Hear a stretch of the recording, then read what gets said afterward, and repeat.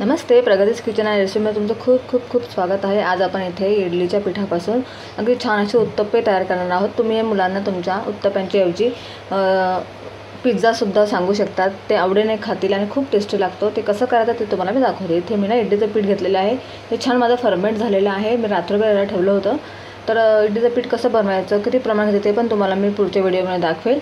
आज तुम्हाला मी याचे उत्तप्पे किंवा लहान मुलांना सांगण्याकरता तुम्ही याला पिझ्झासुद्धा म्हणू शकतात। तर आपण सुरुवात करूया। इथे पीठ घेतलेलं आहे, छान फर्मेंट झाले आहे। त्यासाठी मी इथे घेतलेला आहे कांदा असा बारीक चिरून घेतलेला आहे। मी टोमॅटो घेतलेला आहे बारीक चिरून। मिरची घेतली आहे, ती फिकी मिरची, तुम्ही याच्या बदली शिमला मिरची घेऊ शकतात।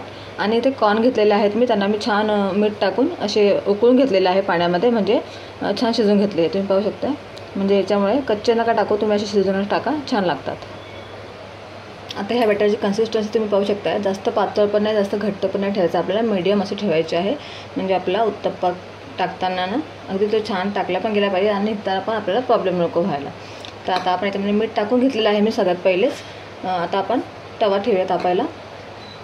बघा इथे मी तवा ठेवलेला आहे तापायला। आपण तव्याला छान तेल लावून घ्यायचं आहे व्यवस्थित। तवा चांगला गरम होऊ देऊया आपण, मग त्याच्यावर आपण आपलं बॅटर टाकायचं आहे।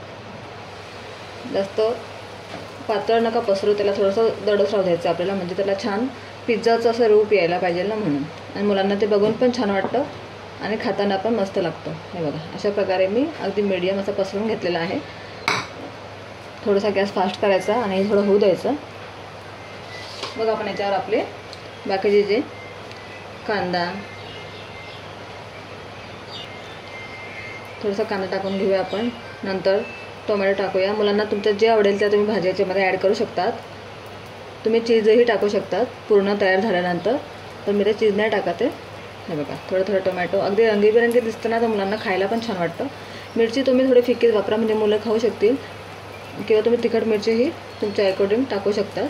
हे बघा आता आपण याच्यात थोडेसे मक्याचे दाणे टाकूया, म्हणजे हे कलर्स बघून मुलांना अगदी खावंसं वाटतं। गॅसची फ्लेम थोडीशी लो टू मिडियम ठेवा, म्हणजे खालचा भाग जळायला नको। हे बघा वाटतं की नाही पिझ्झा। आता आपण याला छान एकदम होऊ देऊया। आता याला मी थोडंसं झाकून ठेवेल 1-2 मिनटं, आणि मग नंतर तुम्हाला उलटून दाखवेल। हे बघा 1-2 मिनटं झालेलं आहे। आता मी हे झाकण काढून घेते। आता आपण काय करायचं आहे, याच्यावर थोडंसं आपल्याला तेल टाकायचं आहे। किती छान बघा याला जाळी आलेली वरती, थोडं थोडं याला वरतून तेल टाकायचं आणि मग नंतर आपण याला पलटून घेऊया। अगदी सहज निघतो हा। आणि याच्यावर आतमध्ये ना असं आपल्याला खोटं पडायचं, म्हणजे आतमध्ये सुद्धा हे शिजलं पाहिजे, कच्चं राहायला नको आपलं उत्तप्पा। आणि याच्यामध्ये थोडं थोडं आपल्याला तेल टाकायचं आहे अशा प्रकारे। आणि याला लो टू मिडियम फ्लेमवरती अजून खालच्या बाजूने पण थोडंसं होऊ देऊया। प्रेस वगैरे करायची काही गरज नाही आहे आपल्याला, अगदी 2 मिनटाकरता आपण खालून होऊ देऊया। हे बघा आता आपण उलटून घेऊया याला। बघा छान तयार झालेला आहे, तुम्ही पाहू शकता। आतमध्ये सुद्धा छान शिजलेला आहे हा। आता आपण याला काढून घेऊया। जास्त याला ह्या साईडला शेकायची गरज नाही आहे, आतमध्येपर्यंत हा छान झालेला आहे। आता मी तुम्हाला याला प्लेटमध्ये काढून दाखवते आणि प्लेटिंग करून दाखवते।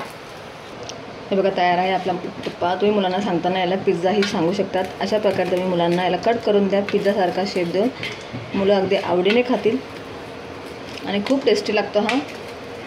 मी तर माझ्या मुलांना अशा प्रकारे करून देते। बाहेरून पिझ्झा आणण्यापेक्षा मुलांना इडलीच्या बॅटरपासून तुम्ही अशा प्रकारे उत्तप्पा टाईप किंवा असा पिझ्झा बनवून द्या, मुलं अगदी आवडीने खातील। हे बघा तयार आहे आपला छान मस्तपैकी असा हा इडलीच्या पिठापासून बनवलेला पिझ्झा, किंवा तुम्ही याला उत्तप्पासुद्धा म्हणू शकतात। तुम्ही पण तुमच्या मुलांना अशा प्रकारे बनवून खाऊ घाला, मुलं खूप खुश होतील, मुलं अगदी आवडीने खातात। फिकी मिरची वापरा, म्हणजे मुलं आवडीने खातील। तुम्हाला जर माझी आजची रेसिपी आवडली असेल तर माझ्या रेसिपीला नक्की लाईक करा, चॅनलला सबस्क्राईब करा आणि शेअर करायला विसरू नका। तुमच्या मुलांना पण अशा प्रकारे पिझ्झा बनवून खाऊ घाला। बघा किती छान बनलेला आहे, अगदी बाहेरून आतून मस्त छान शिजलेला आहे आणि याला अगदी छान जाळी आलेली आहे, तुम्ही पाहू शकता। तर तुम्हाला ही रेसिपी आवडली असेल तर नक्की शेअर करा आणि तुमच्या मुलांना पण करून खाऊ घाला। Bye bye.